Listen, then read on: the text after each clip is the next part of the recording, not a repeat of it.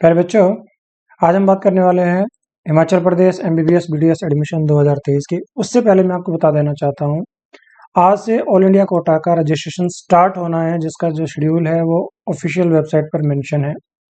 लेकिन अभी तक इसके लिए कोई भी लिंक एक्टिवेट नहीं किया गया है। जैसे ये लिंक एक्टिवेट होगा तो हम आपको इन्फॉर्म कर देंगे।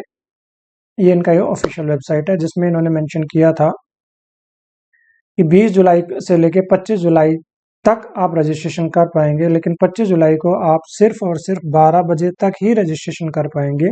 मीनवाइल ऐसे जो भी बच्चे जो जनरल कैटेगरी से, इंडियन कैटेगरी से एनआरआई कोटा में जाना चाहते हैं, उनके लिए जो लास्ट डेट रखी गई है वो रखी गई है 21 जुलाई।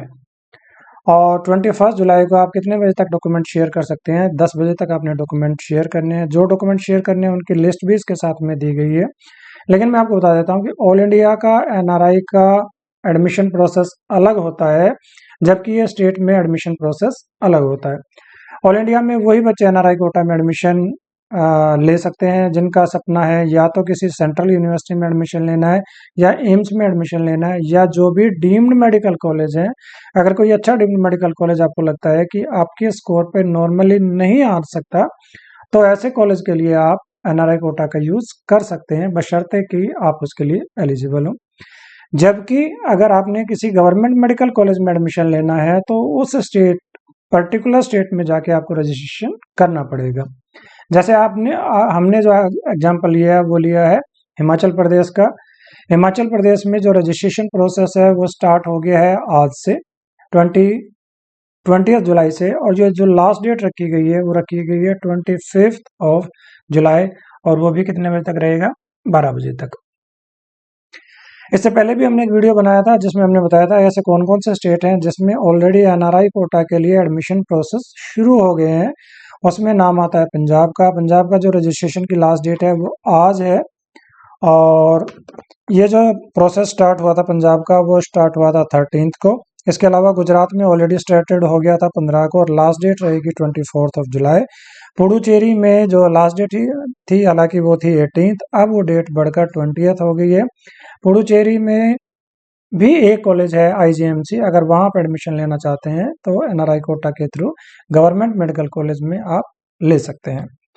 इसके अलावा चंडीगढ़ में जो बच्चे एलिजिबल है, सबसे पहले मैं आपको बता देता हूँ, जिस भी स्टेट में आप अप्लाई करना चाहते हैं उस स्टेट की पहले एलिजिबिलिटी क्राइटेरिया आप चेक कर लीजिए। उनका जो प्रोस्पेक्टस है उसको चेक कर लीजिए। अगर आपको लगता है कि आप एलिजिबल हैं तभी आपने वहाँ अप्लाई करना है, अदरवाइज आपका जो रजिस्ट्रेशन अमाउंट है या जो बाकी अमाउंट है वो वेस्ट चला जाएगा। और अगर आप चाहते हैं कि आपका कोई जो प्रोसेस है उसको स्मूथ करने में आपकी हेल्प कर दे, तो आप किसी काउंसलर की भी आप हेल्प ले सकते हैं। आप चाहें तो एनआरआई कोटा के एडमिशन के लिए हमसे भी हेल्प ले सकते हैं। इसके अलावा एमसीसी का हमने आपको बता दिया। एमसीसी के थ्रू जो बच्चे या तो किसी सेंट्रल यूनिवर्सिटी में या किसी डीम्ड यूनिवर्सिटी में या एम्स में एडमिशन लेना चाहते हैं, उनका जो प्रोसेस है इंडियन टू एनआरआई, उसका जो नोटिफिकेशन ऑलरेडी रिलीज हो गया था, और जो उसके लिए जो लास्ट डेट है वो है 21 जुलाई। अब हम बात कर लेते हैं हिमाचल प्रदेश की डिटेल में। सबसे पहले बात कर लेते हैं कि जो बच्चे अगर एनआरआई कोटा में अप्लाई करेंगे उनके लिए रजिस्ट्रेशन अमाउंट बहुत ही नॉमिनल है, वो रहेगा 2000 रुपये। लेकिन मैं आपको बता देता हूँ कि इसमें जो रजिस्ट्रेशन ओपन होगा वो सिर्फ एक बार ही ओपन होगा। कुछ स्टेट ऐसे होते हैं जिसमें सेकंड राउंड में रजिस्ट्रेशन कर सकते हैं, जैसे इवन ऑल इंडिया में सेकंड राउंड में आप रजिस्ट्रेशन कर सकते हैं, थर्ड राउंड में भी रजिस्ट्रेशन कर सकते हैं, और इवन इस बार तो उन्होंने जो बोला है इवन आप स्टे वैकेंसी राउंड जो फोर्थ राउंड है उसमें भी रजिस्ट्रेशन कर सकते हैं। लेकिन ऐसा बिल्कुल भी जरूरी नहीं है कि ये चीज़ें स्टेट में एप्लीकेबल हो। जैसा कि आप यहाँ जो इनका इंफॉर्मेशन ब्राउजर है उससे आप चेक कर सकते हैं। जो रजिस्ट्रेशन की डेट दी गई है सिर्फ 20 से लेकर 25 जुलाई तक है, उसके बाद कोई भी फ्रेश रजिस्ट्रेशन नहीं होगा। जो बच्चे जिस भी कैटेगरी में अप्लाई करेंगे उनकी एक फाइनल मेरिट लिस्ट आ जाएगी 28 को। उसके बाद चॉइस फिलिंग का प्रोसेस स्टार्ट होगा।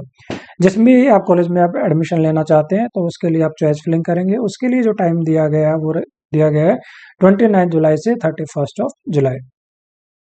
जो सीट एलोकेशन है वो हो जाएगा आपका 3 अगस्त को।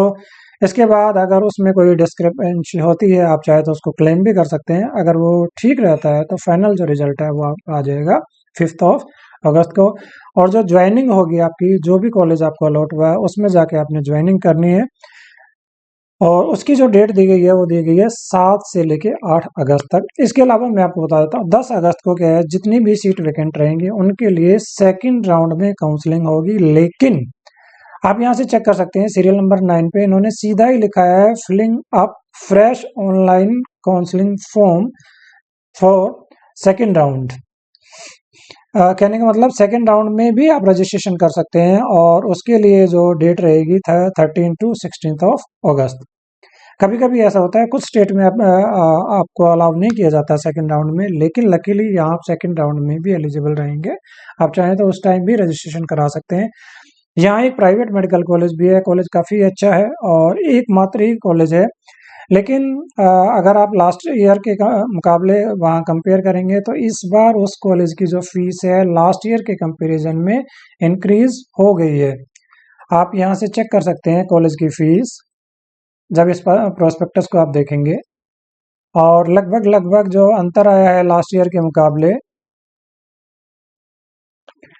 जो बच्चे यहाँ की गवर्नमेंट मेडिकल कॉलेज में एडमिशन लेना चाहते हैं उनके लिए जो फीस रहेगी वो रहेगी, देखिए दो तरीके की फीस होती है। एक तो होता है आपका रजिस्ट्रेशन अमाउंट, दूसरा जो आपका होता है वो होता है आपका काउंसलिंग की फीस।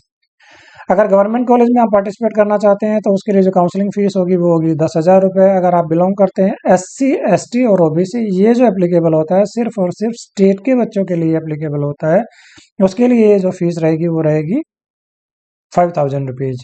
गवर्नमेंट डेंटल कॉलेज के लिए इन्होंने जो फीस रखी है वो जो रखी है 20,000। मेरे को लगता है कि जनरली ऐसा कम ही होता है कि मेडिकल कॉलेज के लिए फीस कम हो और डेंटल के लिए ज़्यादा हो, तो हो सकता है कि यहाँ ये फीस में कोई अंतर भी आपको बाद में देखने को मिले। प्राइवेट डेंटल कॉलेज में आप लेना चाहते हैं, चाहे आप स्टेट कोटा से हो या मैनेजमेंट कोटा से, तो प्राइवेट कॉलेज का अगर आपने ऑप्शन लेना है, डेंटल का आपने ऑप्शन लेना है, तो जो आपकी काउंसलिंग जो फीस है, रजिस्ट्रेशन अमाउंट हम पहले ही बता चुके हैं आपकी 2,000 और 1,000 है, और जो काउंसलिंग की फीस है वो रहेगी आपकी 50,000 रुपये। इसी तरीके से जो बच्चे प्राइवेट कॉलेज के लिए अप्लाई करना चाहते हैं या NRI कोटा की सीट के लिए क्लेम करना चाहते हैं, उनके लिए जो फीस रहेगी वो रहेगी आपकी 1,00,000 रुपये। इसके बाद हम आपको बता देते हैं कि लास्ट ईयर और इस साल में जो फीस में जो अंतर आया है, यहाँ से आप चेक कर सकते हैं। जो NRI कोटा के लिए जो फीस रहेगी कौन से बच्चों के लिए, NRI बच्चों के लिए वो रहेगी $20,000, और ये कितने टाइम आपको देनी है, ये 5 साल आपकी फीस जाएगी। तो जो टोटल ट्यूशन फीस जाएगी आपकी NRI कोटा में वो जाएगी लगभग $1,00,000।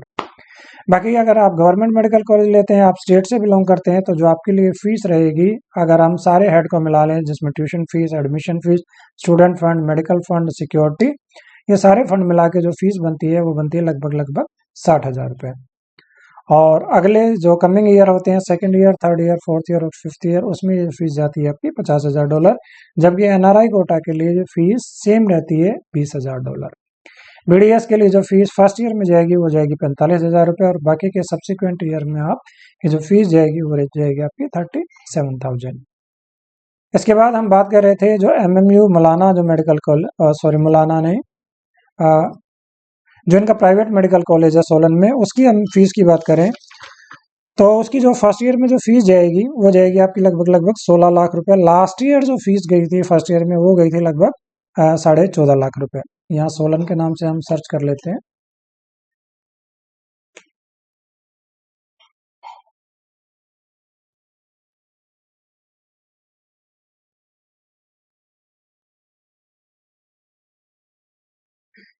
यहाँ इस कॉलेज में कुछ NRI की सीट भी होती है। ये जो सीट है वो है आपकी 23, हालांकि उसकी फीस काफ़ी ज़्यादा है। यहाँ से आप फीस चेक कर सकते हैं। हम बात कर रहे हैं प्राइवेट मेडिकल कॉलेज की। प्राइवेट मेडिकल कॉलेज में 2 तरह की बल्कि 4 तरह की सीट होंगी। एक जो BPL के जो स्टूडेंट हैं उनके लिए जो फीस होती है काफ़ी नॉमिनल होती है। वो अगर टोटल हम देख लें first year, second year, third year, final year, इसको जो मिला के जो लगभग फीस जाएगी वो जाएगी 3,20,000 रुपये। इसके अलावा जो बच्चे हिमाचल प्रदेश से बिलोंग करते हैं उनको स्टेट कोटा से भी सीट मिल सकती है, बशर्ते कि उनके मार्क्स अच्छे हों। उनके केस में फर्स्ट ईयर में जो फीस जाएगी लगभग 8.5 लाख रुपए, और टोटल अगर हम बजट देखेंगे तो वो जाएगा आपका 50,82,000, जिसको हम कह सकते हैं लगभग 51 लाख रुपए आपका टोटल बजट रहेगा। लेकिन अगर आप यहाँ से बिलोंग नहीं करते हैं, आप किसी दूसरे स्टेट से बिलोंग करते हैं, तो आपको सीट मिलेगी मैनेजमेंट कोटा की, और उसमें कम से कम जो फीस जाने वाली है इस बार, वो जाने वाली है लगभग 96,000। फर्स्ट ईयर में लगभग 16 लाख फीस जाएगी। वो मैंने आपको बताया लास्ट ईयर के मुकाबले फीस बढ़ गई है। लास्ट ईयर जो फीस गई थी फर्स्ट ईयर में वो थी लगभग 14,50,000 रुपये, सेकेंड ईयर में थी लगभग 16 लाख रुपए, फिर 17,42,000 रुपये, फिर 18,90,000 रुपये, और लास्ट जो फाइनल ईयर में जो फीस गई थी 20,32,000। जो टोटल बजट लास्ट ईयर था मैनेजमेंट कोटा में वो था 87, इस बार हो गया ये आपका 96, तो लगभग 9 लाख का अंतर आया है, और कहीं ना कहीं इसका इम्पैक्ट कट ऑफ पे भी पड़ेगा। हम बात कर लेते हैं कि अगर यहाँ के गवर्नमेंट मेडिकल कॉलेज में अगर कोई स्टेट का बच्चा है, उसको कम से कम कितने स्कोर में लास्ट ईयर में एडमिशन मिली थी। जो कम से कम स्कोर था वो था 508। रैंक की बात करें तो 77508 रैंक पर भी कॉलेज मिला था। अच्छी बात क्या है कि ये हिमाचल प्रदेश एक ऐसा स्टेट है जिसमें काफ़ी कम स्कोर पर भी पूरे इंडिया में सबसे कम स्कोर पर जहाँ सीट मिलती है उसमें हिमाचल प्रदेश का नाम आता है, उसमें गोवा का नाम आता है। तो 508 नंबर पे मिली थी, रैंक हमने बता दिया है। और जो कॉलेज मिला था that was in Nahan, college का नाम था डॉक्टर यशवंत परमार। इसी तरीके से जो दूसरा कॉलेज मिला था 509 नंबर पे, और रैंक की बात करें 76966, और कॉलेज है चंबा में, कॉलेज का नाम है Pandit Jawaharlal Nehru medical college.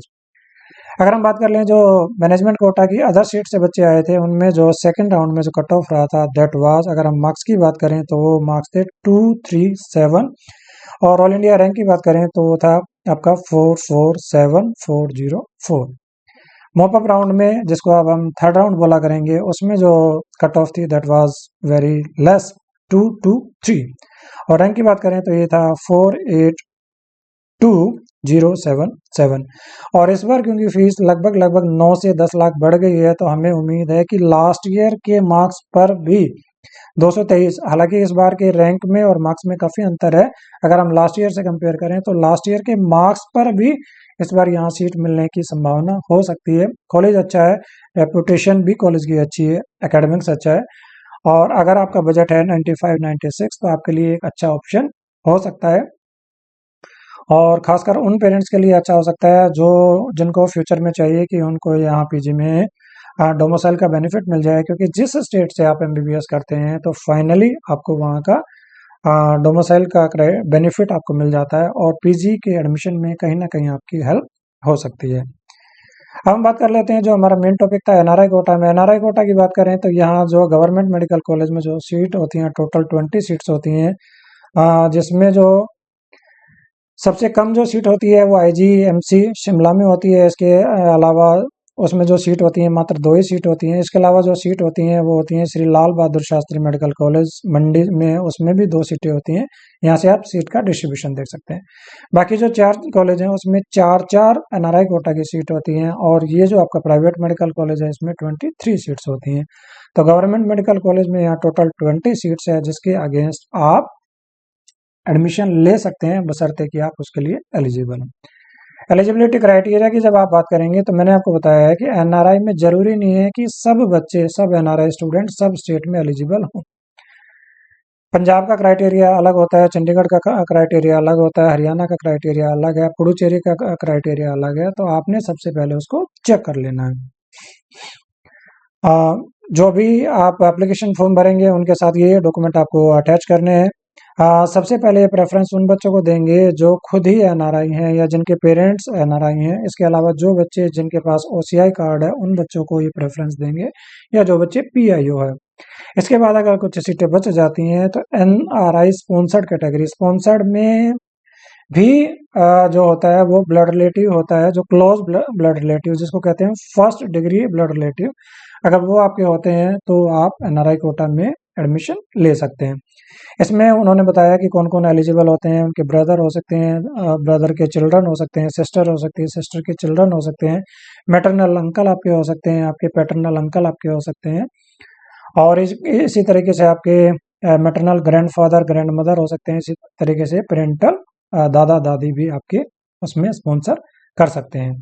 Document क्या चाहिए वो इन्होंने मेंशन किया है कि एनआरआई का आपने जो स्पॉन्सर सर्टिफिकेट होता है वो आपने देना है, पासपोर्ट की कॉपी देनी है, और इसके अलावा आपको ये जो डॉक्यूमेंट है यहाँ मेंशन इन्होंने किए हैं एक इनको क्या चाहिए कि लास्ट 6 ईयर की बैंक स्टेटमेंट चाहिए, ताकि ये चेक कर सके कि आपके पास सफिशिएंट फंड है जो पूरा कोर्स है उसकी फीस देने के लिए।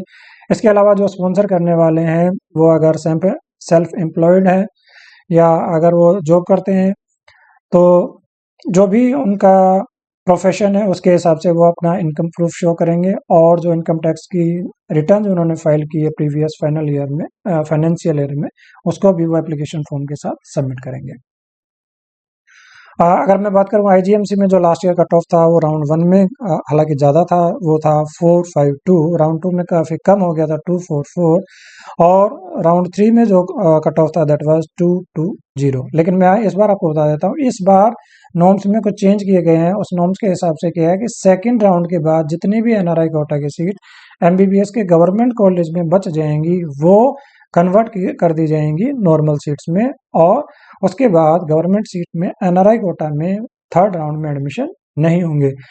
हालांकि लास्ट ईयर ऐसा नहीं था, लास्ट ईयर मोपअप राउंड में भी बच्चों को एनआरआई कोटा में गवर्नमेंट कॉलेज में सीट मिली थी।